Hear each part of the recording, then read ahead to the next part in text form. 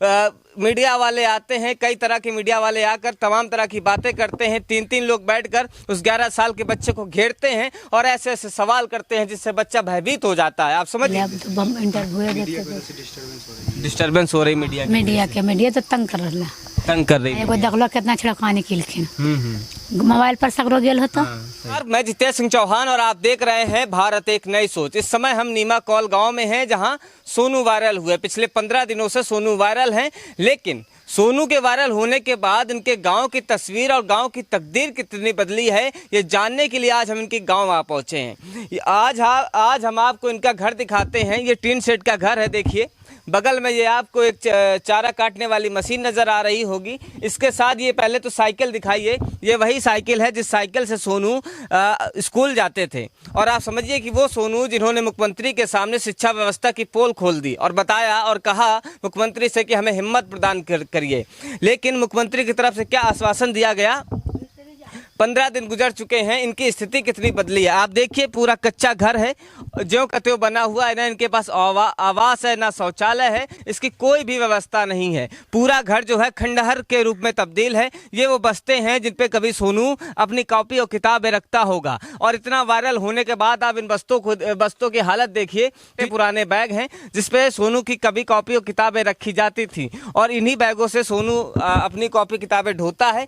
आज भी कुछ नहीं बदला है। मीडिया वाले आते हैं, कई तरह के मीडिया वाले आकर तमाम तरह की बातें करते हैं। 3-3 लोग बैठकर उस 11 साल के बच्चे को घेरते हैं और ऐसे ऐसे सवाल करते हैं जिससे बच्चा भयभीत हो जाता है। आप समझिए कि एक होनहार बालक जिसने मुख्यमंत्री के सामने शिक्षा व्यवस्था की पूरी पोल खोल दी, उसमें मुख्यमंत्री को क्या चाहिए था? मुख्यमंत्री को चाहिए था कि अपने बिहार के जो सरकारी स्कूल हैं उनको सही करे, उनकी व्यवस्थाएं सही करे, पढ़ाई समुचित व्यवस्था में होनी चाहिए, लेकिन नहीं हो पा रही हैं। उसके अलावा जब यहाँ पे पत्रकार आते हैं तो सवाल करते हैं, सोनू से सवाल करते हैं और ऐसे सवाल करते हैं जो उसके उम्र के नहीं होते हैं। तो ऐसी पत्रकारिता का स्तर आप गिरा रहे हैं। माइक अगर आपके हाथ में है तो माइक इसलिए है ताकि आप आवाज़ को बुलंद कर सके, ना कि किसी की आवाज़ को दबाया जा सके। नेगेटिविटी फैलनी नहीं चाहिए। वो एक हिम्मत वाला लड़का था जिसने मुख्यमंत्री से बात करी। और अंदर चलते हैं, दिखाते हैं हम आपको, कमरे के अंदर ले चलते हैं। 15 दिन से ज़्यादा का वक्त गुजर चुका है और सोनू के घर की स्थिति आप देखिए, कुछ भी नहीं बदला। यहाँ पर भरी गर्मी में पिताजी सो रहे हैं, लेटे हुए हैं। और ये देखिए ये एक बक्सा है और इसके अलावा एक ये तख्त पड़ा हुआ है।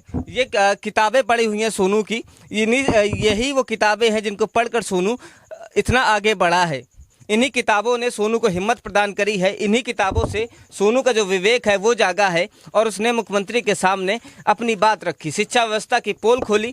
पोल खोलने के बाद होता क्या है, जो जिस शिक्षक की वो बात करता है उसको तो सस्पेंड कर दिया जाता है, उसके साथ ही एक शिक्षक को और सस्पेंड कर दिया जाता है। 2 शिक्षकों को सस्पेंड किया जाता है। लेकिन इसके साथ सरकार को भी चाहिए था कि एक होनहार बालक के घर का परिवर्तन किया जाए, घर में चीज़ों को बदला जाए, शौचालय की व्यवस्था की जाए और टीन शेड को हटाकर कम से कम एक अच्छा घर दिलाया जाए। सर क्या नाम है आपका? रणविजय प्रसाद। सोनू के पिताजी हैं आप? हाँ। अच्छा, सोनू 15 दिन से वायरल है, तकरीबन कम से कम 15 दिन हो गए। इसके अलावा हम देख रहे हैं कि सरकार की तरफ से आपको कोई मदद मिली है? अभी तक कोई मदद नहीं मिला। कोई मदद नहीं मिला है। क्या बोलते हैं ये, हम देखते हैं नेताओं का आना लगातार जारी है। यहाँ पर बड़े बड़े नेता आते हैं, चाहे वो पक्ष के हों चाहे विपक्ष के हों, बड़ी बड़ी फोटो खिंचवाते हैं, सोनू के साथ खिंचवाते हैं और सोनू के पिताजी के साथ खिंचवाते हैं। अंत में देते क्या है? कुछ नहीं, बस फोटो देकर खींचकर चले जाते हैं और बताते हैं कि हम सोनू की मदद करेंगे। मदद के नाम पर इन्हें कुछ नहीं मिला। कम से कम इनके माता पिता का जीवन शैली तो बदल जानी चाहिए थी, क्योंकि सोनू इतना होनहार है। अगर उसको बदला जाए, उसकी पढ़ाई की व्यवस्था करी जाए, सारी चीजें अच्छे ढंग से हों तो ये घर और परिवार भी बदल सकता है, सोनू का भविष्य भी चमक सकता है। लेकिन सरकार है कि कुछ नहीं कर रही है। तो ये बताइए कि हम देखे हैं सोनू के कुछ वीडियोस देख रहे थे। हमारे जैसे पत्रकार, कुछ पत्रकार आते हैं, सोनू को बैठाते हैं और उसको चारों तरफ से घेर लेते हैं। उसके बाद सवाल करते हैं, कहते हैं कि आप फलाना नेता की गोद में बैठ गए, ढिकाना नेता की गोद में बैठ गए। इस तरह के सवाल करते हैं। तो 11 साल के बच्चे के ऊपर किस तरह का प्रभाव पड़ता? उससे पढ़ाइए, ये कीजिए वो कीजिए। मैंने बहुत सारा बात बताया कि आप क्यों नहीं पढ़ाते हैं, क्यों जाते हैं, मुख्यमंत्री भी गया, यही सब पढ़ाई करता है। वो पढ़ नहीं करेगा, दुनिया भर की बात करेगा तो दुनिया भर की बात करते हैं। देखिए बता रहे हैं पिताजी की दुनिया भर की बात करते हैं उससे बुरा प्रभाव पड़ता है। और क्या बोल रहे थे पत्रकार साथी जो आए थे, आपसे भी बहस हुई थी उनकी? हमसे बहस नहीं हुई थी, चाचा से हुई थी। हाँ वही बोल रहा था कि अपना घर से पढ़ाइए, ये कीजिए वो कीजिए। मैंने बहुत सारा बात बताया कि आप क्यों नहीं पढ़ाते हैं, क्यों जाते हैं, हम मुख्यमंत्री गया, यही सब बात मैंने बोला। तो अंकल ये बताइए, देखिए बोर्ड हम भी दिखाना चाहेंगे, ये बोर्ड है जिस पर ये बोर्ड कब से टंगा है यहाँ पे भैया? ये जो हाले टंगा है। अच्छा, इसी बोर्ड में सोनू पढ़ाते हैं? हाँ। अच्छा, बच्चों को पढ़ाते हैं, ये जो पास में आपका स्कूल है? हाँ हाँ, वहाँ पे पढ़ाने जाते हैं। और सोनू का कमरा भी यही है? हाँ यही। अच्छा, इसी कमरे में सोनू रहते हैं? हाँ। तो 15 दिनों से कुछ व्यवस्थाएं नहीं बदली, जैसे पहले थी वही अभी भी है? हाँ, बस मीडिया में छाए हुए हैं? वही है बस। देखिए केवल मीडिया में छाए हुए हैं और कुछ भी नहीं बदल रहा है। व्यवस्था देखिए, आज भी खाना कैसे बनता है ये हम आपको दिखाना चाहेंगे। ये कढ़ाई है, कढ़ाई में कुछ सब्जी वगैरह बनाई गई है। इसके अलावा ये भूसा रखा हुआ है और 2-3 कुठले हैं और ये चूल्हा है, ये जो कि आपको मिट्टी का नज़र आ रहा होगा। और इस घर में आपको कुछ नज़र नहीं आएगा।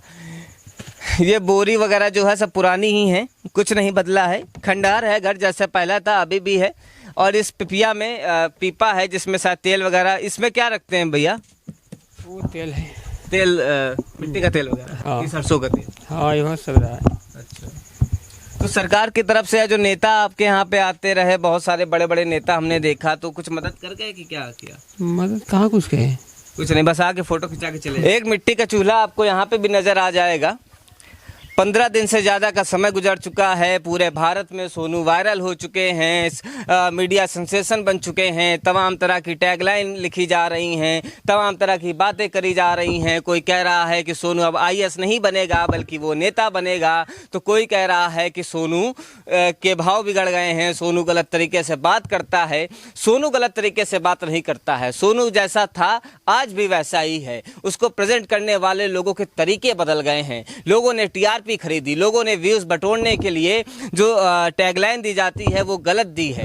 हमने आपको वीडियो भी दिखाया, भारत एक नई सोच में जाइएगा और उसका सोनू का हाल फिलहाल का वीडियो देखिएगा, जिसमें सोनू बता रहे हैं कि एक लड़के को 11 साल के लड़के को 3 लोग जब घेरेंगे तो उसके दिमाग में क्या आएगा। आप सोच कर देखिए। आप एक न्यूज चैनल देखते होंगे जिसके आगे तक लगा हुआ है, वहां पर एक शो आता था थर्ड डिग्री, जिसमें कि एक बार बाबा रामदेव बैठे थे और 3 एंकर बैठे हुए थे, बड़े बड़े एंकर। बाबा रामदेव का भी दिमाग खराब हो गया था उस इंटरव्यू में। तो आप सोचिए, ये तो 11 साल का बच्चा है, इसका दिमाग खराब क्यों नहीं होगा? जब उससे सवाल उठपटांग के किए जाएंगे तो दिमाग तो खराब होना स्वाभाविक सी बात है।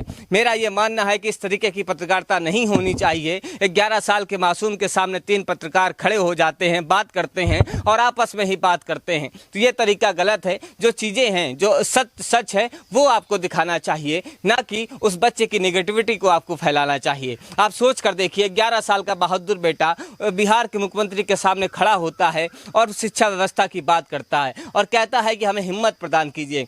मुख्यमंत्री जी उसको आश्वासन देते हैं।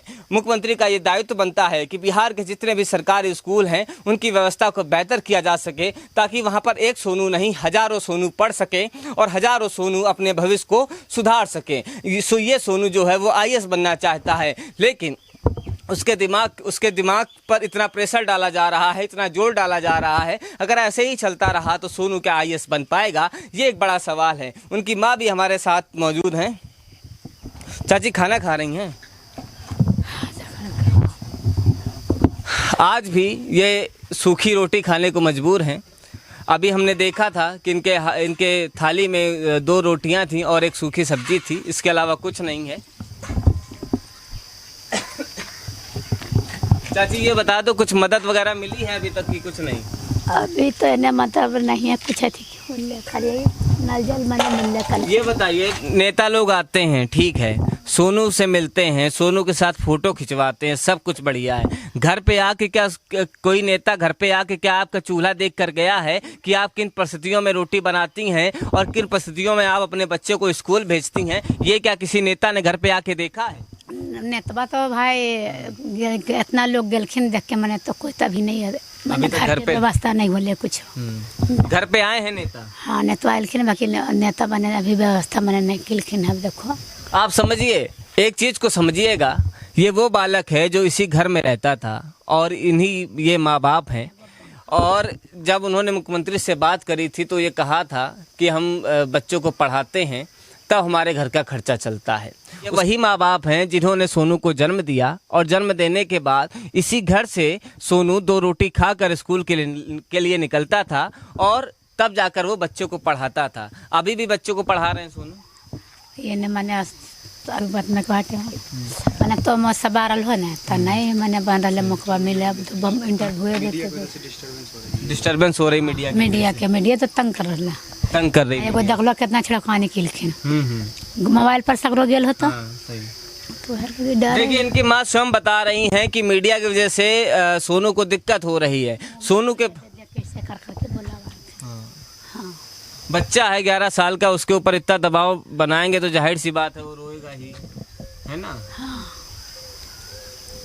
एक अच्छे खासे बच्चे को जो मुख्यमंत्री के सामने अपनी बात रखता है और ये तरीका गलत है। देखिए, माँ भी कह रही हैं, ये वो माँ हैं जिसने सोनू को जन्म दिया और उसी माँ को आज ना कोई मीडिया वाला दिखा रहा है और ना ही जो नेता आते हैं वो कोई आश्वासन देकर जा रहे हैं। माँ की ज़िंदगी बिल्कुल नहीं बदली। सोनू की ज़िंदगी बदलने का दावा किया जा रहा है, लेकिन सोनू की ज़िंदगी बदली नहीं है। सोनू के ऊपर प्रेशर बन गया है, दबाव बन गया है। तमाम तरह के पत्रकार आते हैं, तमाम तरह के सवाल पूछते हैं और वो बेचारा सुबह से लेकर शाम तक 10-10, 11-11, 12-12 इंटरव्यू देता है। और उसके बाद जब उनके व्यूज़ बढ़ जाते हैं, टीआरपी बढ़ जाती है, कुछ दिन सोनू का यही हाल चलता है। उसके बाद जब सोनू थक जाता है, मना कर देता है इंटरव्यू देने से, तो टीआरपी के लिए खेल खेला जाता है, व्यूज़ के लिए खेल खेला जाता है और सोनू के खिलाफ खबरें चलाई जाती हैं, सोनू को बदनाम किया जाता है और ये कहा जाता है कि सोनू को उठाने वाले तो हम ही हैं, तो सोनू को गिराएंगे भी हम। तो ये तो तरीका गलत है आपका। पत्रकारिता कर रहे हैं आप, चौथे स्तंभ हैं। आपका दायित्व ये बनता है कि जो चीज़ें धरातल पर हों वही चीज़ें जनता तक परोसनी चाहिए। आप पर लोग भरोसा करके आपको देखते हैं और आप क्या परोस रहे हैं। चिल्लाना ही केवल पत्रकारिता नहीं होती है, बार बार चिल्ला के दबाव बनाकर सवाल पूछना पत्रकारिता नहीं होती है। सवाल पूछने का अगर सलीका अच्छा हो तो सवाल भी अच्छे पूछे जा सकते हैं। तेज़ आवाज़ में चिल्लाने से सवाल सही नहीं हो सकते। तो ये सोनू का घर हमने आपको दिखाया है और ये साइकिल भी हम आपको दिखा रहे हैं। इसी साइकिल से सोनू स्कूल जाते थे और ये साइकिल भी बड़ी चर्चा का विषय रही। 15 दिन से ज़्यादा का समय गुजर चुका है और मेरी गुजारिश है सरकार से, और इन माँ बाप को देखकर मेरे मन में यही ख्याल आता है कि अब तो जनाब छोड़ दीजिए, अब तो सोनू के ऊपर दबाव डालना छोड़ दीजिए, इनको रहने दीजिए जैसे ये पहले थे उसी अवस्था में इनको छोड़ दीजिए।